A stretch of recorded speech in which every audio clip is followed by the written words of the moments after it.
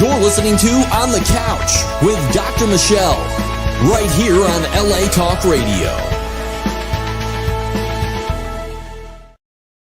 Hey, welcome to my couch today. You know, we have a great show as always. And I'll tell you what, on many of my shows, I talk about one particular subject, whatever it may be that we focus on. We also talk about issues and have a lot of authors, specialists, etc. come on and share their knowledge with us. But today, my special guest, who has been helping people for years and years and has created some amazing books. His name is Foss Ruggiero. You know that guy, right? You've heard of him. He's going to help you with various types of issues, whether it's managing your life, anxiety, depression, anger. And of course, we're talking about his latest book on addiction. Just came out today on Amazon. Boy, I'm so pleased to be able to have this special day with him. Or just fixing your life in general. And you can also email me live here on the show, straighttalkdoc@gmail.com. If you have any questions for Foss, let's go for it. Whatever it might be, we can put it out there. So let's bring him on the couch right now. Foss, thank you so much for being here on my couch with me. This is so cool. It is, and it's a pleasure to be with you. Thanks so much for inviting me. Oh, well, you're the best, and you've been working so much, especially lately. You finished your book finally, which is, well, you've got the formula. You've got the formula for everything down. But the latest book that just came out today on Amazon and everywhere in the whole world, it is the Fix Yourself Addiction book. The Fix Your Addiction Handbook. Oh, Fix Your Addiction. And these are not just handbooks. We're going to talk about all your handbooks. These are huge books, but I like the idea of handbook, right? Because they're user friendly. Well, that's what they are. They should. They want to give you a short version of the information, not a real long one. Give you action steps. You know how when we counsel people, we want to say, okay, we're giving you this information. Now you need to do these things. And that's not their self-help. I've always thought that was a problem. And then it should be a reference book, just like, later on down the road, they say, gee, it's 6 months since I stopped counseling. This came up. Can I call my psychologist? Can I go and, that's what the book should be, something they can go back to. So, it just makes sense. Yes, exactly. Well, here's the thing. And your books are putting us out of business. Okay. So I don't think we're getting there. Just a joke. Because let me just share some of the information if people don't already know about you, because you've been in media, done hundreds of interviews, of course, hosted your own show and authored. And I know your professional career spans over 40 years. What were you, 12 when you started? I came right out of the chute, You're looking good, man. 40 years of diversified, cutting-edge counseling programs. He's a published research author, clinical trainer, therapist with experience in clinical prisons, nursing homes, substance abuse centers, inpatient facilities, and major corporations. And we're talking national and international. He served as the president of the Community Psychological Center in Bangor, Pennsylvania, where he developed the Process Way of Life. All right. This is the counseling program, and it's been rigorously researched and tested, and we'll be talking about that. Also, his famous book, and he has other famous books that have followed. We're going to be talking about the Fix Yourself Handbook. Yes, the one that is putting all the therapists out of business. I'll stop. I'm sorry. Foss, I'll stop.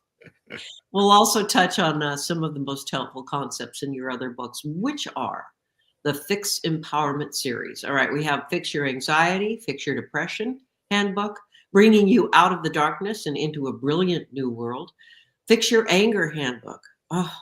Helping bring peace and sanity into a turbulent world. And of course, the book that just came out today, Fix Your Addiction Handbook, bringing you out of a life of weakness and dependence and into a world of freedom and sanity. And that book is available as of today on Amazon. and you can find it. And what is the best way? Let's just jump into this, but we want people to focus on the interview. What is the best way people can find out more about you and what you do, Faust?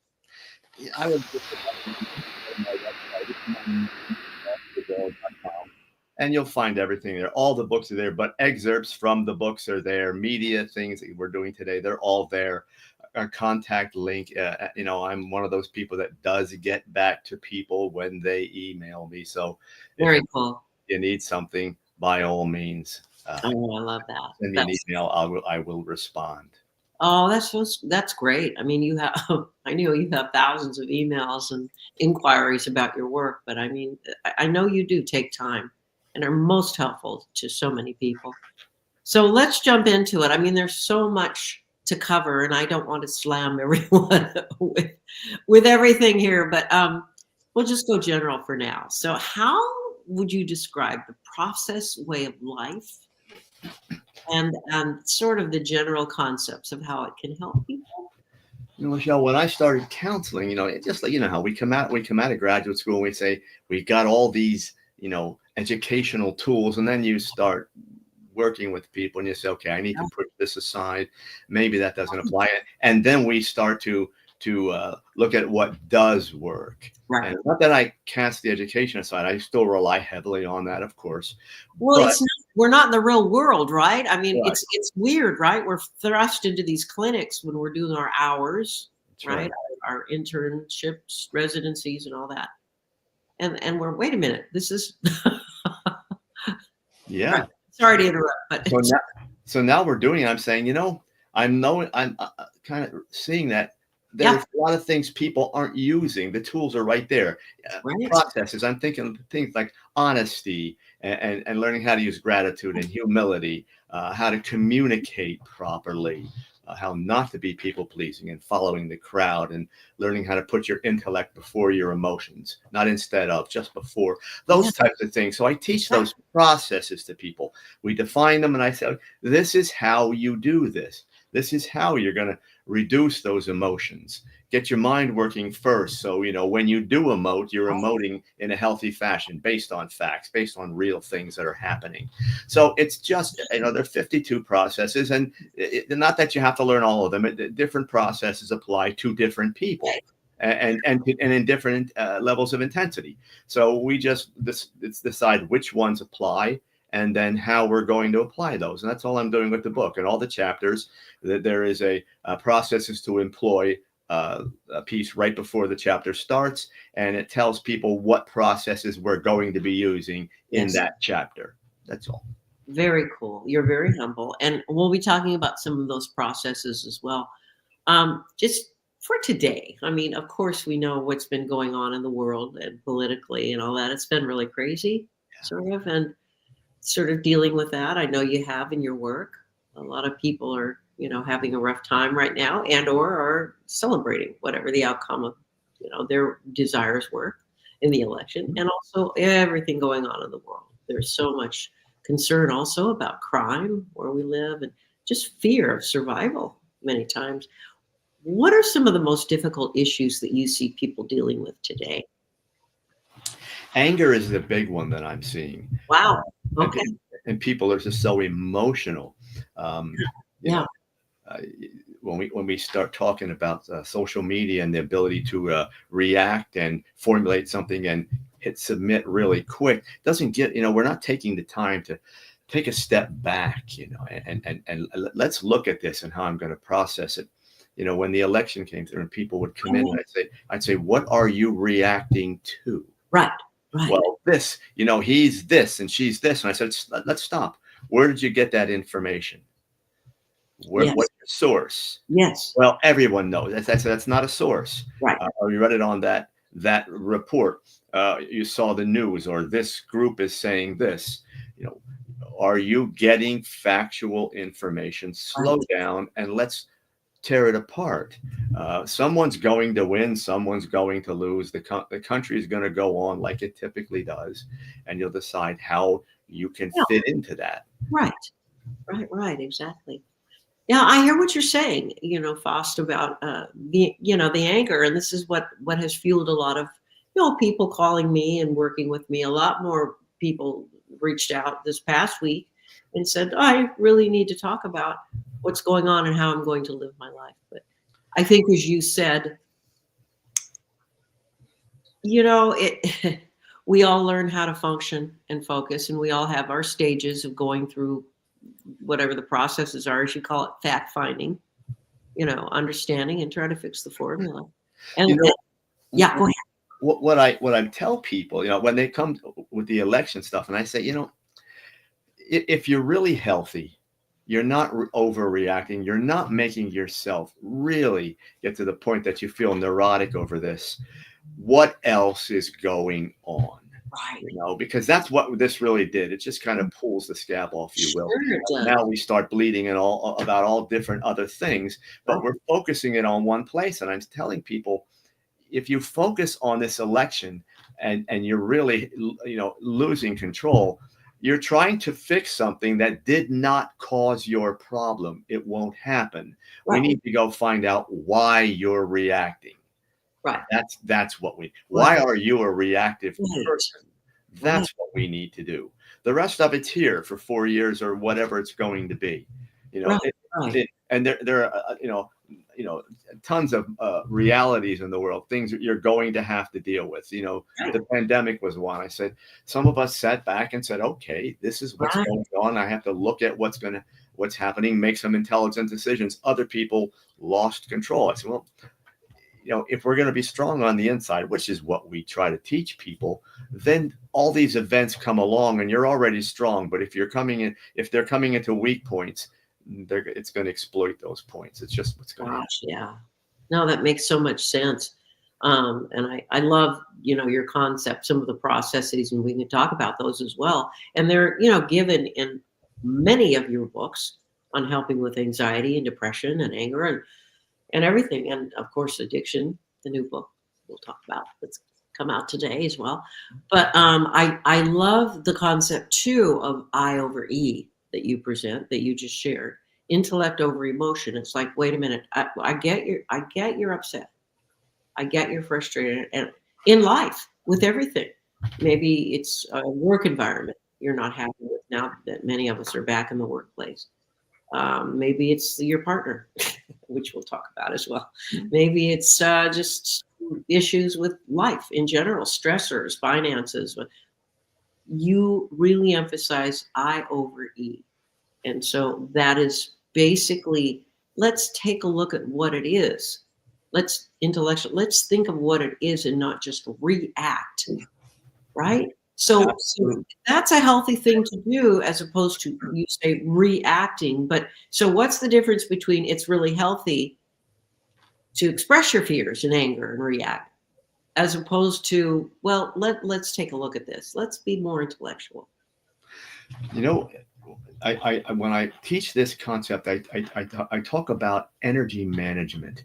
And what I'm telling people is, and it's interesting how many people have never thought about this. Right. Emotions and intellect, our ability to think and to react emotionally, are all lodged in our brain. If they're thinking about the brain for the thought and the heart for the emotion. And I'm saying, please, the heart's a pump.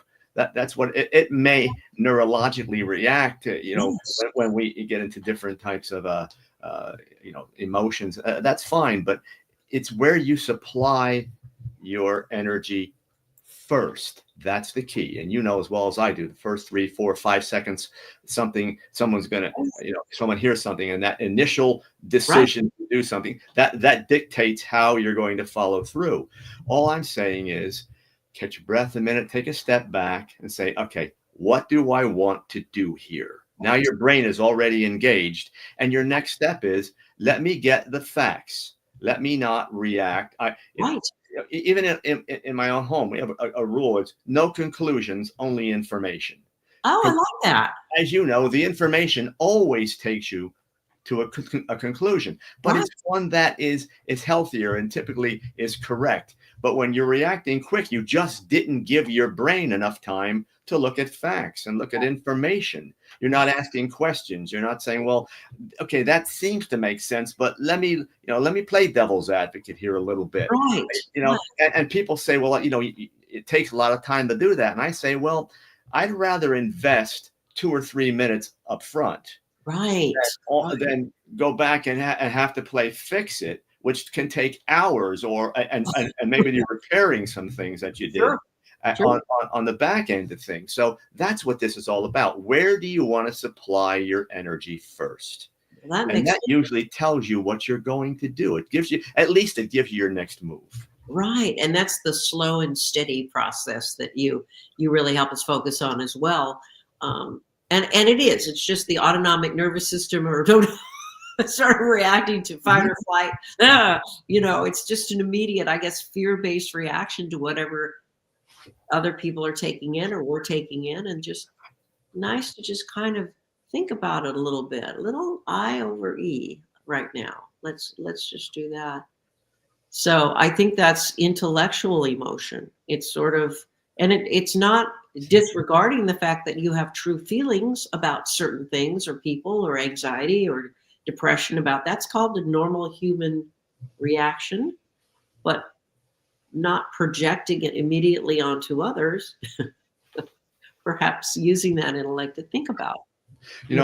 One of the ways I help people understand this, I'll say is, when you react fast and you're getting so emotional, if I stop you and say, what are you feeling beside anger? What and why are you feeling it? You're going to not give me a real good answer. But if you thought about it and you got the facts, you still retain the right to say, well, that's going to make me angry. I'm still angry about it. Right. But you have information, not only more information about where that situation came from, you also have information about why you are reacting. And that's the key to this. Yes. I want to get to know me. I want to know, when these things happen, why do I do this? And if I'm willing to give myself a little bit of time while I'm actually in it, now I'm getting information. That's just so invaluable. It doesn't solve it at the moment, but it gives you a ton of information to work with. That's what we want. And in terms of great advice, really great, Foss. What are some of the most common issues you see, besides people just sort of blurting out and not thinking about it, issues that you see with couples that are going on right now, or relationship issues primarily with partners? Communication is always the big one. We know that. People don't spend time listening. It's hear something, load. It's here, then it's make your comment. The person says something, reload. Before they're done talking, you are now thinking about your next response. Yes. I think honesty goes into that. Honesty has become a protective device for us, when it should be an ally that helps us to really work with information in realistic terms. In the first book, I kind of relate it to an onion. You take the paper off the onion, it doesn't seem to do anything. Now you go one level deeper and you start to smell it. You get 2 or 3 levels deep and your eyes water and it's uncomfortable. Well, that's where true honesty is. If you're going to be honest with yourself, there's nothing to protect. Who's going to hurt you? You just want to go, I want to get the accurate information about me, the situation, and my interaction with that situation. I want to be completely, brutally honest about it. And when people learn that, when they understand the concept, they don't fear communication anymore. Right. That's really beautifully said. And that the thing too, about listening, we get into these habits sometimes of tuning out. It's called selective listening, or and that's the whole thing. And it's also helpful for kids and adults who have ADD. It's very how to really listen, focus in, and breathe. And that's another concept that you expresses slowing down. Slow down. Slow down. And these are practical. These are research, tried and true techniques to just slow down and not react so strongly, and listen and observe what's going on. Also, the body language thing, we have all that built in, right, in our brains innately to understand what other people are really feeling if we really look at them and understand their eyes and their face and their body language. slow down and observe that as well. I always look at the other person as a gift, another piece of information. I can get information from you if I'm willing to listen. I can get some things that I didn't have before, and that's such an advantage to living our lives, not only in healthy fashion, but being opportunistic. You're going to get information. But if I've decided to tune you out, yes, and now all I want is information that is supportive of my contention, of my conclusion, well, all I did is I formulated a conclusion, which is probably emotionally based. It satisfies me in some way. And now I'm trying to convince myself and you that this is the right way to go. So when you see it, you say, I'm not so sure about that. And now I'm in protect mode. Right. And now I have to continue to push my agenda. Well, and people are calling that communication. It's anything but. The communication stopped when I decided that I was right and I need to convince you that my point was correct. It's not a debate. I would much rather go back and forth. Even if I don't agree with you, I want to hear, I'm not concerned about your conclusion. I'm concerned about your process. How did you get there? That's what I want to know. And if I can understand that, not only does that give me more information about you, it continues to nurture my own willingness to use a process, an information gathering process. And the more I do that, the less emotional I become, the more intellectual I am. And then what I'm doing is healthy and it's correct most of the time. Well said. And I mean, that's beautiful.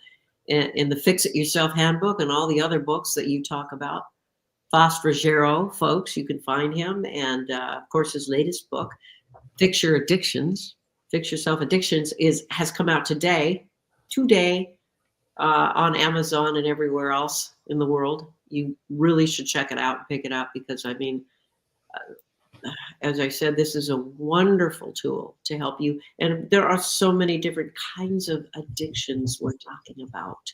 Everything, it's not just substances, it's internet addictions, right? Fast. Yes, it is. We seem to be a society of addiction. Yeah. I think we are. So we'll talk about that in just a minute. Yeah. No, go ahead. Yeah. No, I think I was going to say, I think you're right. So it's just whatever we attach to is what we attach to. Either we're going to be addictive about it or we're not. And learning that about ourselves, that's what I'm trying to get out to people. No, beautifully said. And excellent book. I'm really looking forward to picking it up today because it will be most helpful to a lot of people I work with who are dealing with all sorts of addictions as well. Any kind, all sorts. And I think to some extent, most all of us have become addicted to our devices because, we learn more, we communicate better, et cetera, et cetera. But there is a stopping point to all that to really understand that, okay, what could I be doing instead of sort of wasting time on a lot of these social media sites or I need the information, I'm going to get the information. Then I'm going to put it down, put the device down. Right? And you have a lot of tips on that in your book as well. Right. How to take care of yourself and think about your addiction and why you're doing it and all that. So we talked about relationships and how to really go about healthier communication and listening. And those are all really important factors in helping out all of us. Not only in our relationships, but in our own minds. And a lot of it is sort of self-talk or self-thought in your processes. You encourage people to really look forward, to have your eyes on the prize of what you want and in defining honestly what you want and what you need and what you need to take care of in your life.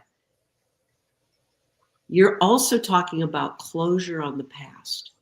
This is one of the most common things that I see. And I'd love your comments on these because in dealing with our anxiety, depression, anger, all that, it's so triggered by our past subconsciously that we're not even thinking about it. And that goes back to your point of reacting without really being more intellectual or thinking. So, what are some of the ways that we can have some closure on our past so we're not bringing in all that old junk and projecting it onto other people? You know, the brain's a funny thing. It's constantly learning, and it looks for ways to apply information in a way that somehow is going to support whatever we're doing. Unfortunately, it's not always doing it in healthy fashion. You know, if we're people that are defensive and angry and look for ways to rationalize through situations, the brain will help us do that. And one of the best ways it does is to go back into whatever's in the past. Could be our childhood, or it could be, you know, that thing you did with it to me last week. Whatever. We go back and get that, and we provide what we believe are rational reasons for us to continue doing what we're doing. But Right. what we're doing is causing us pain. And I talk about undercurrents, you know, Right? these past events are always an undercurrent. It's always just below the surface, and we can access it anytime we want to, consciously or unconsciously. We just do it. So, you know, the first thing I do with people is, let's go back and start defining. Tell me what hurts. Tell me, you know, what you think never really got to the point that you put some closure on it, that you think still bothers you today, Yes. whether it's the actual event or you think you know, when things happen, you may go back and grab that kind of anger. Because sometimes it's the event, sometimes it's the anger it produces, and you go back and get the anger, don't Right. realize it's tied to something else. So let's talk about your anger. Let's talk about how you're expressing that. Let's see if we can see where it came from. That's not going to solve everything, but I guarantee you it will grab a big chunk of it. And when we get there, not only will you be happier, you have more knowledge about yourself, not only in terms of what was back there, but in terms of the process, if you will, that you use to go back and get it. Because not all processes are positive. We have a lot of negative things that we do. So Sure. what are you accessing? Why are you doing it? And how are you using it? That's Ooh. Oh, that's huge. Exactly.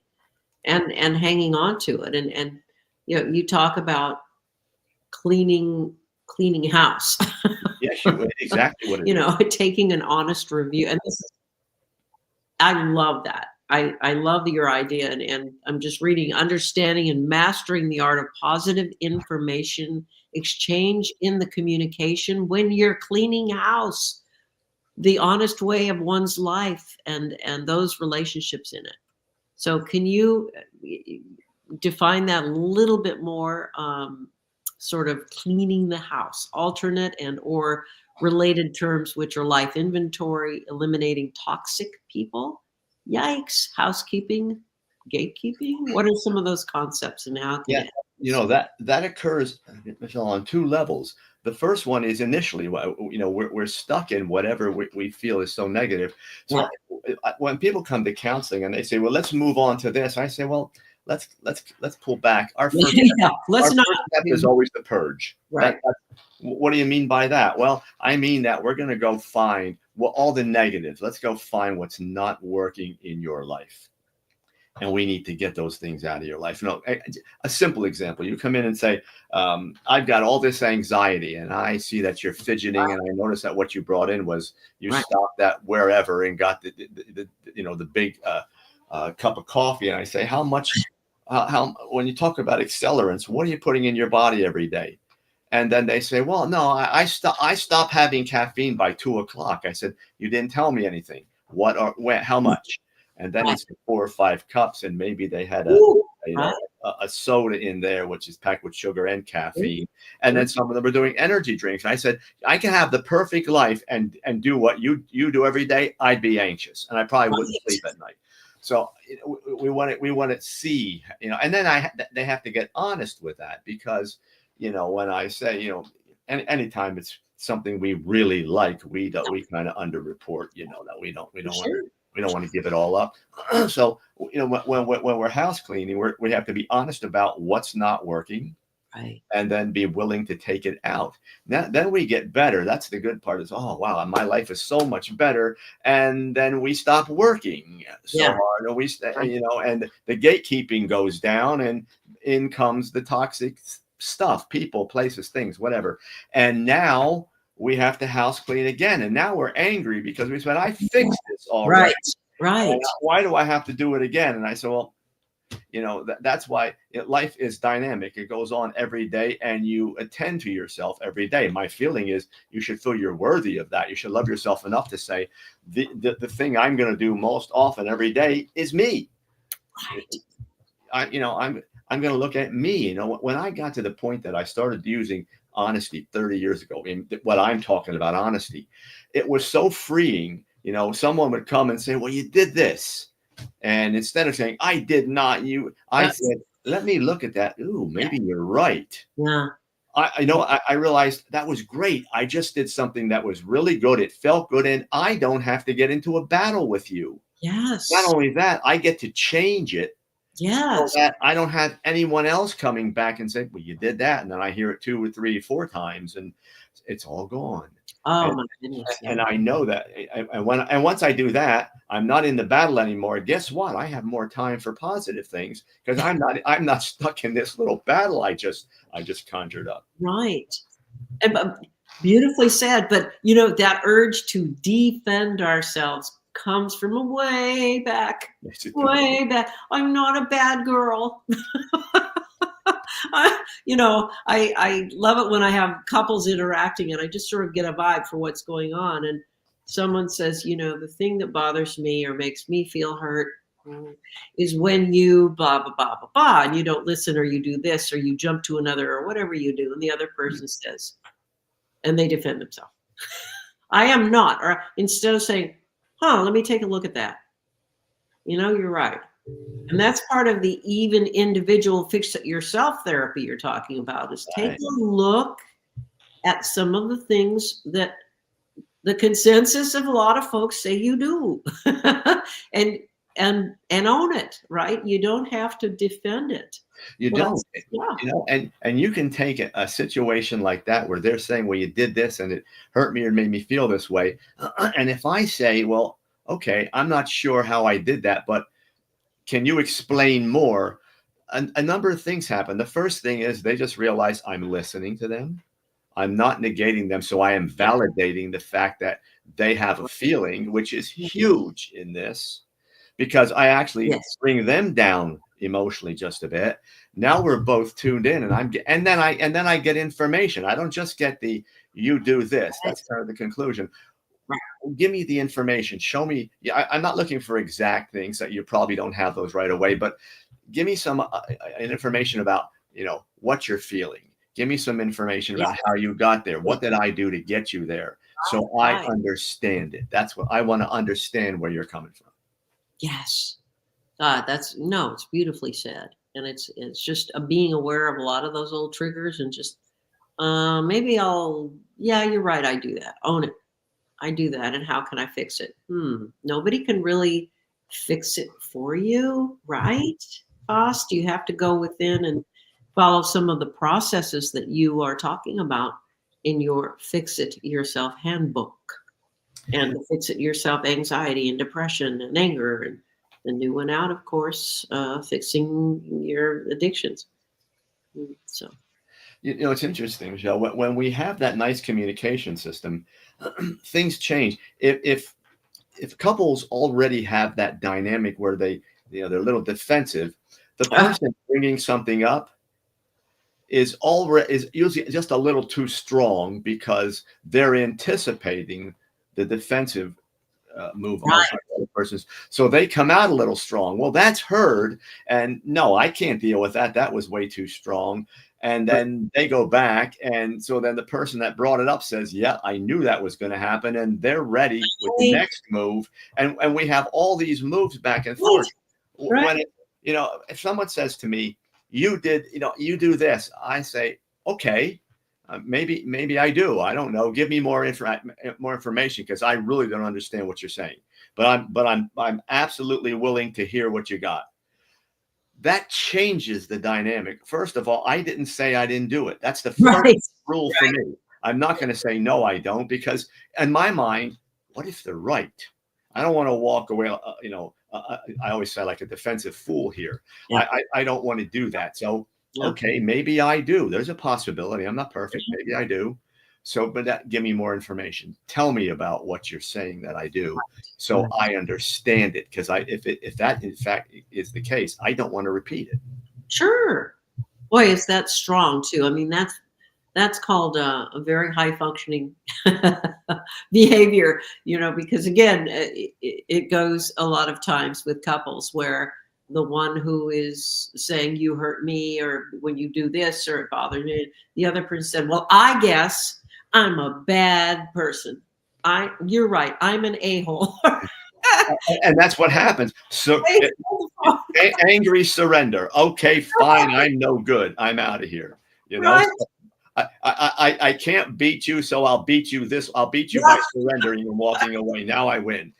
And the games we play. I just, I try to work as much humility as I can, and also, check the ego at the door. I mean, what in the world am I defending? You're not going to hurt me, even if you say I did this and I do this often, and I say, oh, you're right. I didn't lose any ground here. I gained ground because I didn't put myself in a position to be arguing something that's absolutely wrong. I don't want it. So I really put myself in a position to win by admitting that I was wrong. Right. And it works. And I don't. People get caught up in the ego, and you're not going to beat me. And I say, what is the point? What did you get?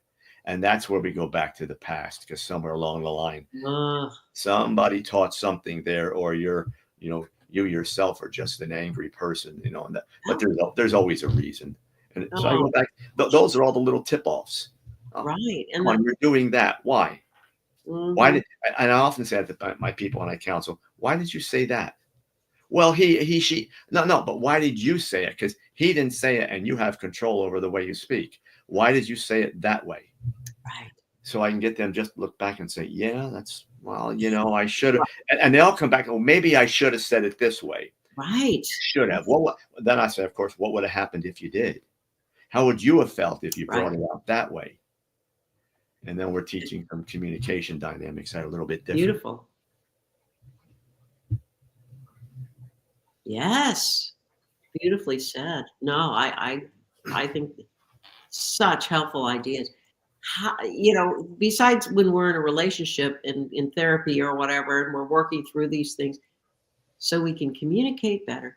How can we communicate with ourselves better and stop beating ourselves up for things that we've done either in the past and or in the current time because we've blurted things out that are probably hurtful or inappropriate?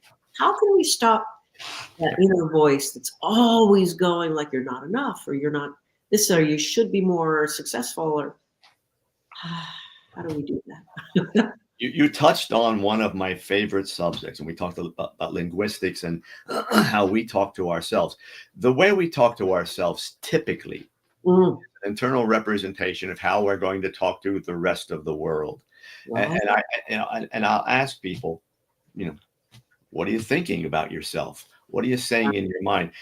Just your thoughts every day. If we could have the computer that attached to your brain and categorize your thoughts, just simply positive, negative. How much of your day would be positive? How much would be negative? And that takes everybody back a bit. It's the way you talked about yourself. Sure. I can't do this. Well, yeah, I probably can. I just have to master a few things. That's a whole different statement. Yes. I don't like this. Well, I don't know how I feel about that. Let me look at it. Maybe I will like it. I just keep on. It's again, we're back to energy management. What kind of energy do you want to bring into your world? And it starts with the way you talk to yourself. As simple as that. And it's a hard thing to control because the brain learns, and as learning is just a function of repetition over time. That's really all it is. And I just tell people, keep on doing this.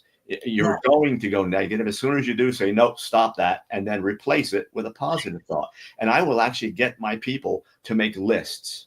Don't make them in my office. Go home, make a list of all the positive things in your life, because people will say, don't think that way. But okay, I won't. But now what do I do? So Yes. I got to replace the energy. Yes. Now make a list of the positive things you love to do, things you are doing, people in your life, whatever it may be. Make a Mhm. list, and when the negative comes in, say, no, I'm not going there, and replace it. The fact that you can help your mind switch changes the way you think to yourself. Mm. Also, it comes under that heading of being gentle, nice to yourself. Yes. If you're bringing negative energy and you're beating yourself up and you don't even realize it, it's exhausting. There was a study that I don't remember where it was, but they looked at people who thought with negative terms and people who thought with positive terms. The Right. people who had positive terms had more energy during the day. The people Yes. that were negative were getting exhausted because that negative thought, it creates anxiety, even if you can't feel it. And anxiety eats up energy faster than anything. Right. We know that an hour worth of an anxious Yes. mood will take it's like 8 hours of hard work. We always Right. say that to people.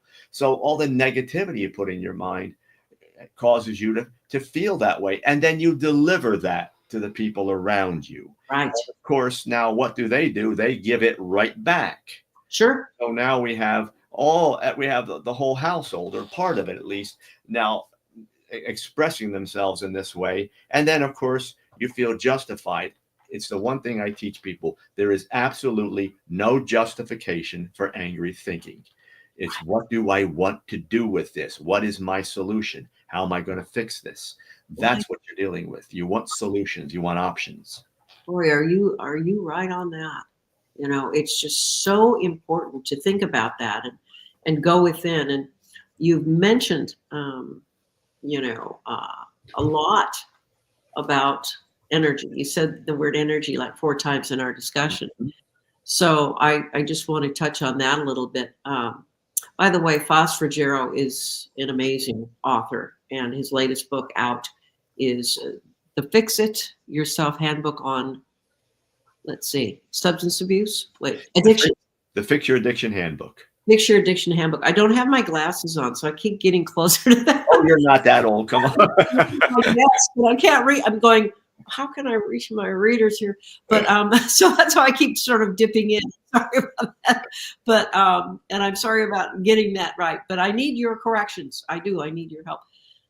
But so getting back to the idea of energy, and this is why you've studied so much, and this is why you've been doing this for 40 years plus, is you understand the mechanisms not only of communication and our inner thoughts, but also that of electromagnetic fields. I'm sure you studied that. And so can you sort of give your take on that? Because I know you've probably read all the information on the Institute of Heart Math and how we have 9 feet, at least 3 meters of energy that has been measured that we put out in here and then to others. And then when we speak it, it makes it even more intense for others, no matter if it's good or bad. But what's your take on all that? When I teach people about energy, I start really at the bottom. I say, how do you have energy to get through the day? And they'll start thinking about it. I say, well, from eating. I said, yeah, eating turns food into what? Sure. Energy in the body. Now, everything we do is based on energy. Right. So thought doesn't just occur. It has to have some way where it manifests itself. It travels through the body. That's energy. Okay. And whatever you put into your body, if you put all the wrong foods, that energy was going to create some problems for you. Gut health, brain health, whatever it may be, your weight, the whole thing. If you put negative energy into your mind, you're talking about putting it into your brain. We have to keep in mind that the brain not only controls thinking and intellectual exercise, it also controls what goes on in the body. Yes. Well, boy, that's true. Automatic things, conscious things, it controls everything. So there is that, and I teach a lot about the brain and body relationship. Yes. And your body, if it's healthy, feeds your brain, but your brain then controls the way your body works. So that reciprocity is so important. That's all energy. Yes. And if you're talking about thinking, the more positive energy you put into your brain. Just positive thought is all I'm saying. Yes. Your brain feels better. If it feels better, it is healthier. The more healthy your brain is, the better, the more positive energy it supplies the body with, and the body will return the gift and have you thinking with more clarity. And that reciprocity it's just all energy, and we have control over that. That's the thing people don't believe or don't understand. We do have control over not only what goes in our body, how we think, because that's like food for our brain. It's what goes in our body. Yes. So you have a choice, just like you would say, do I want to go have, that 3 or 4 slices of cake and the cookies and soda at night, or do I want to have something that's healthy? My body will feel better if I supply my brain with positive energy and learn how to rid myself of negative energy, which will invade. It does. And I can do that. My brain gets healthier. My body will feel the effects. I will feel better every day. Yes. Beautifully said. And thoughts, of course, release chemicals, and it is all scientific, as you said. Exactly. And I love the fact that you teach that, because it's something that I think we all have to get and understand in order to manage our lives. And that which we are thinking or feeling within is making us sick. It's not necessarily even what we're putting out there with others and making them sick, unless they have great boundaries. Exactly. Right. So anyway, we're going to have to wrap things up here, but I want you all to understand that Foss Rogero's professional career has spanned over 40 years in diversified, cutting-edge counseling programs. He's a published author of so many wonderful books that are helpful. You've got to pick up the series if you can. He's worked everywhere and done clinics, prisons, nursing homes, substance abuse centers, inpatient facilities, major corporations, and he's the president of the Community Psychological Center in Bangor, Pennsylvania, and he's developed the Process Way of Life counseling program. I just don't have enough to say about all of the wonderful things that you've done to help other people, and I thank you so much, Foss, for being who you are. So again, what's the best way that folks can find out more about you? Once again, my website, fossrogero.com. Feel free to stop by, see what you like there. There are excerpts from the book. So if you're saying, gee, I'm not sure what these books are like, you can go see. The excerpts are there for all 5 books. Right. And if you want to contact me, by all means, you have a question, whatever you have, by all means, feel free to do that. That's beautiful. And don't forget, the Fix Your Addiction Handbook is out today. It's available on Amazon, bringing you out of a life of weakness and dependence and into a world of freedom and sanity. Woohoo, that's what we all want. So, Foss Rogero, thank you so much for being such a great guest today. I really appreciate all of your knowledge and everything that you have to share with everybody. It's been lovely and not long enough. But that's always the way it is, right? We get into all these cool concepts. And it's like, yeah, but. It's been a pleasure. Thanks again for inviting me on. I think our discussion was just where it needed to be. I hope people can walk away with a few things, that might work for them. And if you need clarification on any, we're both around. Beautiful. We sure are. And pick up all of his books in the Fix Your Self-Empowerment series. It will help you with everything, guys. All right. Have a beautiful day. And thanks again for being here, Foss. My pleasure. Thank you. Okay, everybody, as I always say, take care of yourself first, and then you'll be great for others. I thank y'all for joining me. Why do I keep saying that? I thank y'all. I've been listening to David Adair too much on his podcast. Thank you all for listening today, and have a blessed day. Bye-bye.